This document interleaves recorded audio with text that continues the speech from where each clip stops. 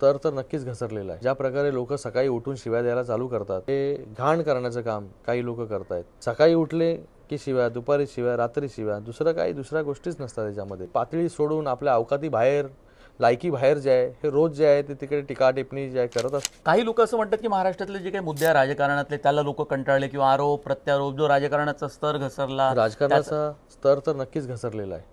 ज्या प्रकारे लोक सकाळी उठून शिव्या द्यायला चालू करतात, ज्या प्रकारे या महाराष्ट्रामध्ये जे आहे राजकारणाला जे आहे हे घाण करण्याचं काम काही लोक करतायत।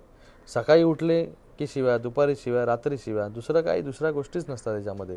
सुसंस्कृत राजकारण जे अगोदर महाराष्ट्राने पाहिलं, जे महाराष्ट्रामध्ये एक दुसऱ्याबद्दलचा आदर होता, तो आदर नक्कीच जो आहे आता कुठेतरी कमी झालेला आहे किंवा काही लोकांना जो आहे तो संस्कृती जी आहे महाराष्ट्राची खराब करायची आहे। राजकारणाला कसं गालबोट लागेल, महाराष्ट्राच्या इलेक्शनला कसं गालबोट लागेल ह्याच्याकडे जे आहे सगळ्यांचे प्रयत्न चालू आहेत। कारण की त्यांना जो आहे तो पराभव त्यांच्या समोर दिसतोय। तर आता काय करायचं, तर फक्त द्या शिव्या, ह्याला द्या शिव्या, त्याला द्या शिव्या, त्याला द्या शिव्या, त्याच्याशिवाय दुसरं काही नाही। पण त्याला काउंटरही केलं जातं। काउंटरही केलं जातं, काउंटर तर करावं लागेल। पण काउंटर जे आहे सभ्य भाषेमध्ये सगळे लोक करतात, आम्ही लोक करतो। आम्ही जे आहे ती कधीच पातळी जी आहे सोडलेली नाही।